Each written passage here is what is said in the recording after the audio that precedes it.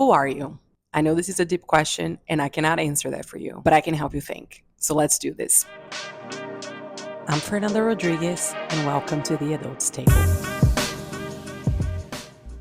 Who are you? I don't think we can answer that question, to be honest. I think this is a work of a lifetime.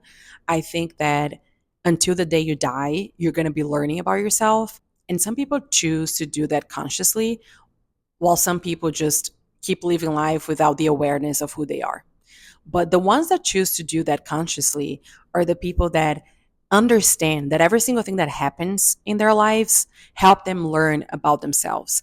But the reason why I wanted to talk about this is because I think there's a structure behind who we are that we're not always aware of. A lot of people think that who they are is just a matter of individual experiences. I used to think that. I used to think that I was the sum of the events that had happened to me, the family that I came from, my relationship with my mom and my dad. And don't get me wrong, those are also part of who you are and a huge part of who you are. By the way, the whole family dynamic, the whole family situation, the mom and the dad, if you haven't started to do some analysis around it, you should start right now. Because, yeah, it is the basis for a lot of the ways that we respond to life, the ways that we go about life. So you have to start looking at your relationship with your mom, with your dad, and your whole family dynamic, because that is a huge part of who you are. So we can't run away from that. But again, you are more than that. And understanding that is so powerful. It's really powerful. It helps you put things into perspective. It helps you address things more effectively.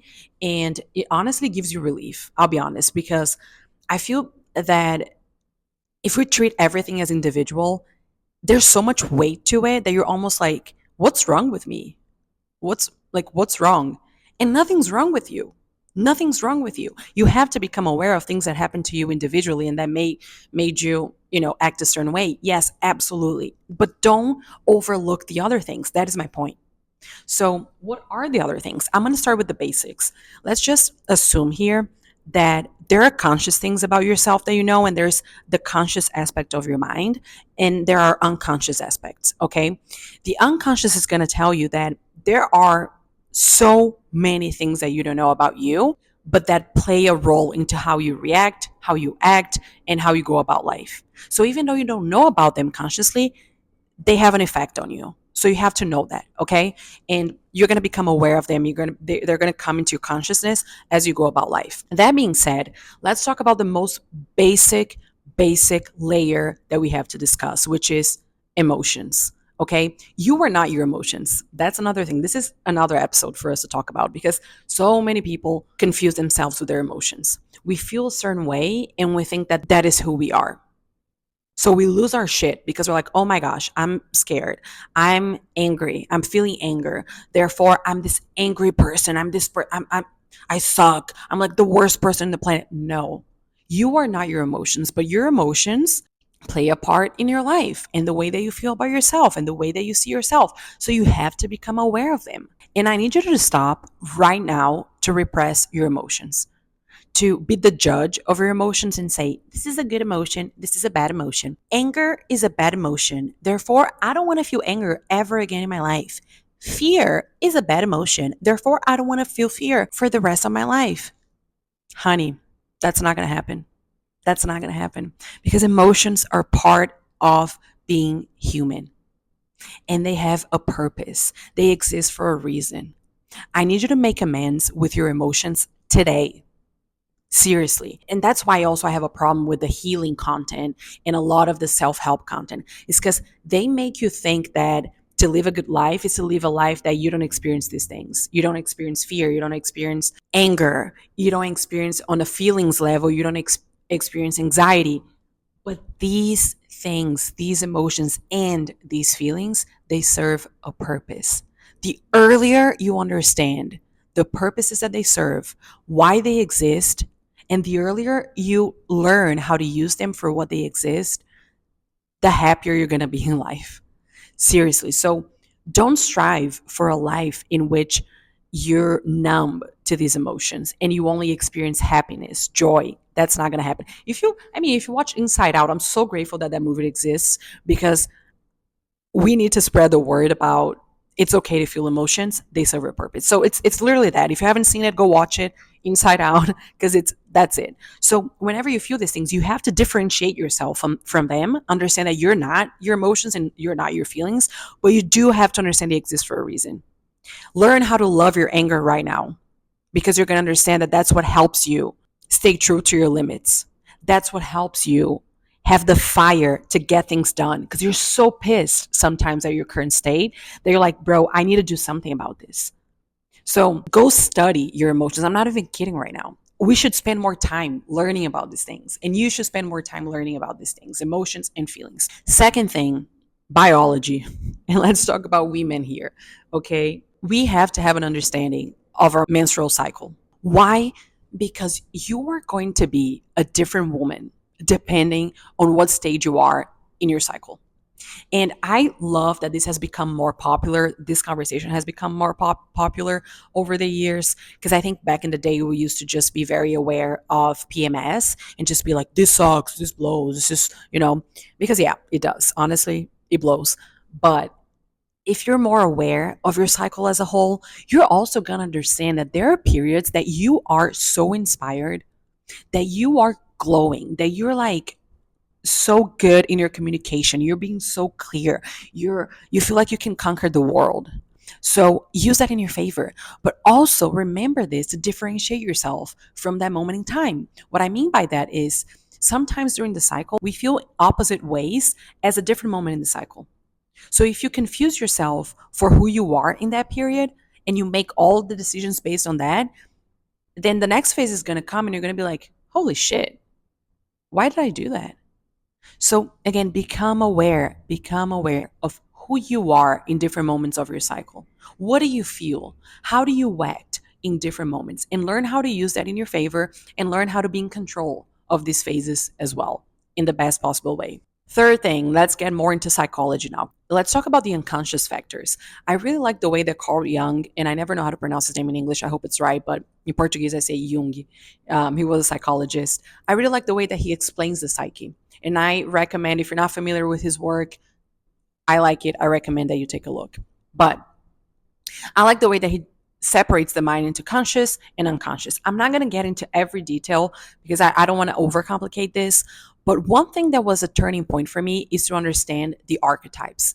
The archetypes are the collective forces that live within us. Just another way of saying this is just different aspects of our personality that all of us share and that have been talked about since the ancient times. He uses a lot of Greek mythology to explain this, as each goddess or god is going to show a different aspect of your psyche or a force of your psyche. All of us do share this. It's not mystical. It's not, no, we share this. And the ancient people knew it. We know it nowadays. It's just different ways of calling it, but there are things that we all share.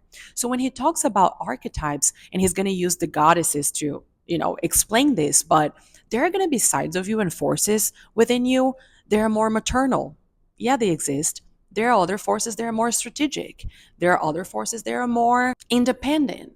And why is it important to understand these things? Because when you understand the forces that are the most active within you, you can know the positive and the negative sides of them, the things that you have to integrate, the things that you have to work on, so you're in balance. That's number one. Number two, because you're going to realize in your life that you're going to experience opposite forces. And if you don't know how to navigate these things, if you don't know how to put all of these forces in the table, and I like this analogy, you put all of the forces in the table and you talk to them and you're like, okay, we're going to decide who's going to act now, but I'm going to do that consciously. So a strong ego, by the way, is going to help you do that. A strong ego is going to look at all of these forces. It's going to understand that all of them are part of who we are, but it's going to differentiate itself to the forces, meaning you're part of who I am, but you're not who I am. This is becoming too complicated. I'm sorry. And your ego is going to be like, okay, we're going to act with this force right now. And throughout life, different forces are going to become more active within us. So we have to be aware of that. Every single one of us experience opposite forces within us. And we have to learn how to handle those. And we have to become familiar with them, understand them, create a relationship with them.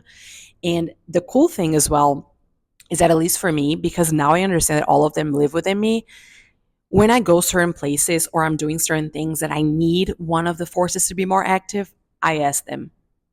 I'm like, Artemis, I need, in the name of a goddess, I need you here right now. I honor you.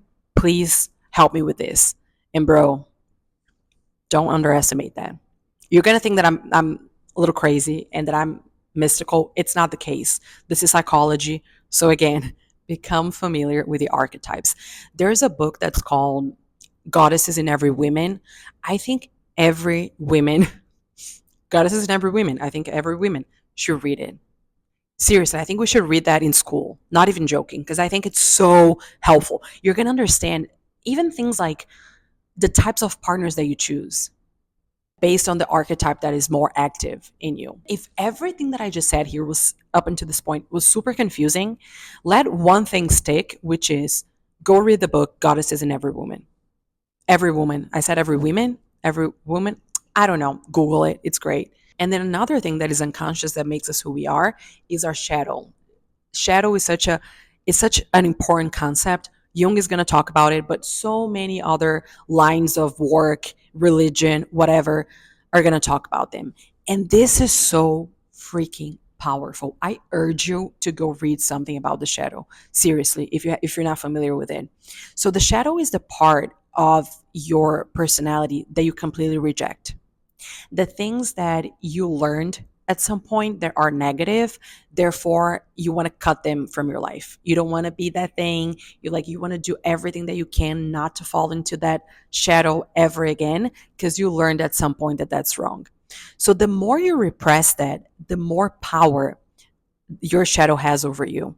So a lot of our work into knowing who we are and integrating the parts of ourselves and becoming whole is learning about your shadow, learning about that place that you go to that you're like, I hate this. I hate this about me. I reject this about me. I repress this about me. I don't love this. Once you understand that the key is not to reject it, but to integrate it, meaning learning why that part exists, what does it exist for, and you learn how to be in control of it, then you're going to see that a lot of your power lies within the shadow. A lot of the most beautiful and powerful sides of you live there. But you can only access that once you change your relationship with the shadow. So go read about the shadow as well, because that's huge. Obviously, culture is also going to play a huge part into the unconscious part. Even the things that we reject are not about ourselves. Culture is going to have a huge weight on that. Another thing that makes us who we are the personas. So all of us develop personas throughout life. It's really a mask, right? This is the best way of describing the persona. It's the mask that we put to the world. And don't hate on that. First of all, don't hate on that, because you need it. You need personas. You need healthy masks to live your life. I'll give a very stupid example. When you're very tired, you have no social battery, but you have a work event. You have to put your mask on, your persona, your social persona on. We have to do that. So having personas is healthy.